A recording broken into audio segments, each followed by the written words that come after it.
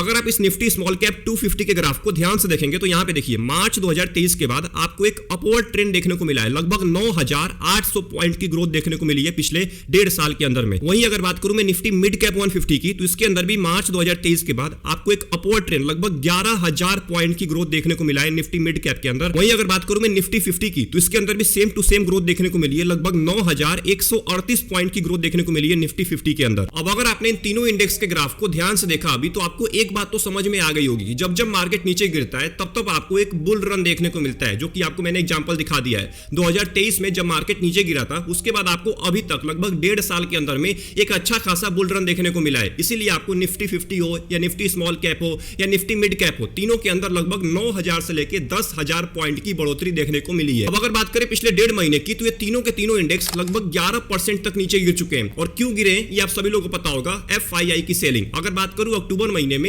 तो लगभग 1,14,000 करोड़ की सेलिंग हो चुकी है। एंड नवंबर महीने में बात करें अभी तक, जो अभी का डेट चल रहा है, लगभग 20 नवंबर चल रहा है, तो आज के डेट तक लगभग 34,000 करोड़ की सेलिंग हो चुकी है पूरे के पूरे नवंबर महीने के अंदर में।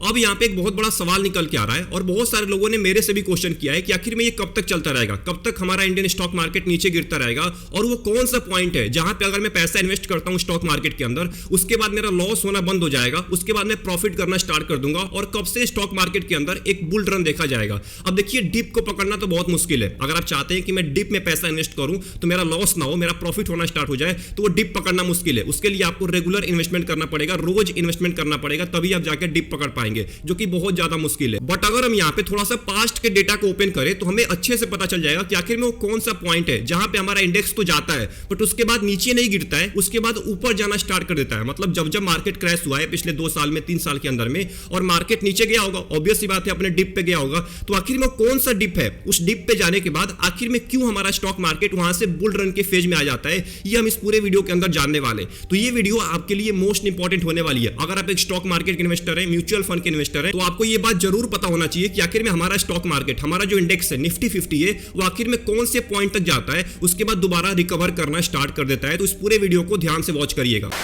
तो सबसे पहले हम चलते हैं 2021 और 22 के अंदर में, यानी कि अक्टूबर 2021 से लेकर जून 2022 तक मार्केट बुरी तरह से नीचे गिरा था।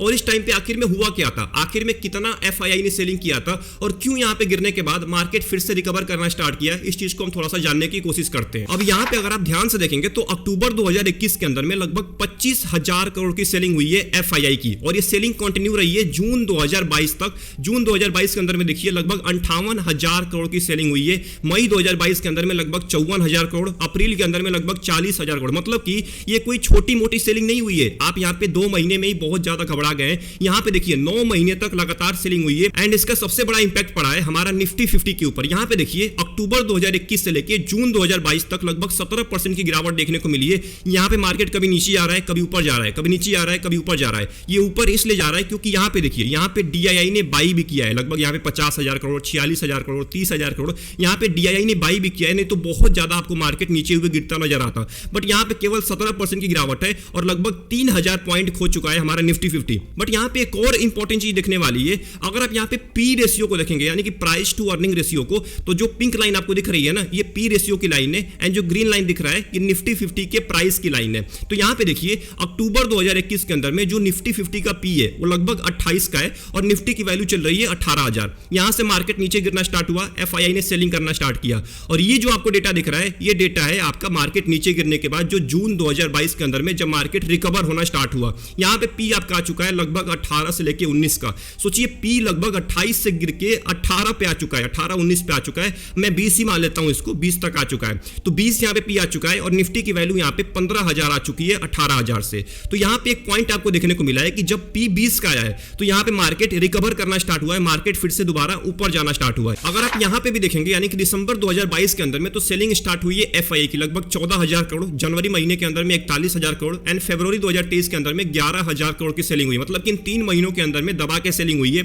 एंड इसका सीधा इंपैक्ट पड़ा है हमारे निफ्टी 50 के ऊपर। यहां पे देखिए लगभग 10% की आपको गिरावट देखने को मिला है इन 3 महीने के अंदर में। बट यहां पे एक मोस्ट इंपॉर्टेंट चीज दिखने वाली है, जो मैं आपको बार बार समझाने की कोशिश कर रहा हूं। यहां पे देखिए P रेशियो को ऊपर डालिए, यहां पे देखिए दिसंबर महीने के अंदर में लगभग 22 का P है निफ्टी 50 का, बट जब सेलिंग स्टार्ट हुई है तो मार्केट गिरना स्टार्ट हुआ है। तो जब मार्केट गिर के जब अपने डिप पे आया तो यहाँ पे देखिए पी कितना आ चुका है, 20 का पी आ चुका है, और 20 के पी के बाद दोबारा मार्केट रिकवर होना स्टार्ट हुआ है। इसके पहले भी आप एग्जांपल देख लीजिए, यहाँ पे देखिए, यहाँ पे भी लगभग डिप पे आपका 20 का पी हो चुका है एंड इसके बाद मार्केट रिकवर करना स्टार्ट किया है, और यहाँ से मार्केट गिरा है, फिर 20 का पी आया है और फिर से यहाँ पे मार्केट रिकवर करना स्टार्ट कर दिया है ऊपर। अब अगर आपने इस डेटा को ध्यान से देखा है तो आप बहुत ज्यादा क्यूरियस हो गए होंगे, आपके माइंड में एक बहुत बड़ा सवाल निकल के आ रहा होगा कि यार जब निफ्टी 50 का पी 20 को टच किया है उसके नीचे तो मार्केट गिरा ही नहीं है, उसके बाद मार्केट फिर से रिकवर करना स्टार्ट कर दिया है। मैंने आपको 2-3 एग्जांपल दिखा दिया एंड इस 2-3 एग्जांपल में आपको एक साफ साफ चीज दिख रही हो कि निफ्टी 50 का पी 20 को टच करता है, उसके बाद मार्केट नीचे नहीं गिरता है, मार्केट रिकवर करना स्टार्ट कर देता है।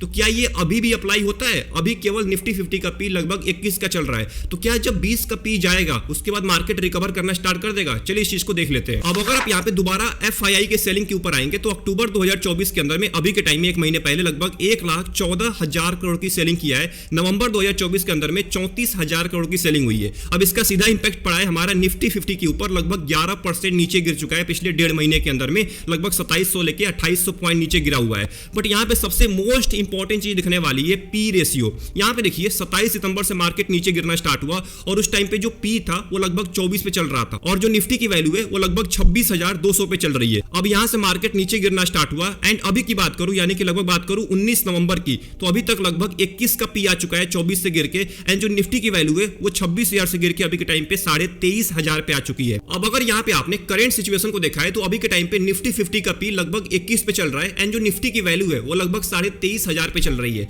अब यहाँ पे एक बहुत बड़ा सवाल निकल के आता है कि अगर निफ्टी का पी 20 पे जाता है उसके बाद मार्केट रिकवरी होना स्टार्ट हो जाएगा। अब देखिए मैं आपको गारंटी नहीं बता रहा हूं कि मार्केट रिकवरी होगा ही होगा, कुछ भी हो सकता है, मार्केट और ज्यादा नीचे भी गिर सकता है एंड अब से भी मार्केट रिकवर करना स्टार्ट कर सकता है, तो कोई गारंटी नहीं है। बट मैं आपको एक डेटा के हिसाब से बता रहा हूं, पास्ट डेटा के बेसिस पे। तो यहां पे एक बहुत बड़ा सवाल निकल के आता है कि आखिर में 20 के पी जाने के बाद निफ्टी 50 की वैल्यू कितनी हो जाएगी। इससे आपको पता चलेगा कि आखिर में और निफ्टी कितना गिर सकता है। अब इसके लिए हमें एक फॉर्मूला का इस्तेमाल करना पड़ेगा जिसका नाम है P = price divided by EPS, यानी कि अर्निंग पर शेयर, और इसके लिए हमें EPS को निकालना पड़ेगा। तो अभी के टाइम पे जो निफ्टी 50 का EPS चल रहा है वो 1086 चल रहा है, 1086। अब चलिए फॉर्मूला का इस्तेमाल करते हैं और जानते हैं कि आखिर में निफ्टी की वैल्यू कितनी हो जाएगी अगर निफ्टी का पी 20 को टच करता है। तो यहां पे मैं फॉर्मूले का इस्तेमाल करने वाला हूं, यानी कि 20 = प्राइस डिवाइडेड बाई 1086, निकल के आता है 20 × 1086 = 21720। यानी कि अगर निफ्टी 50 की वैल्यू 21,720 को टच करती है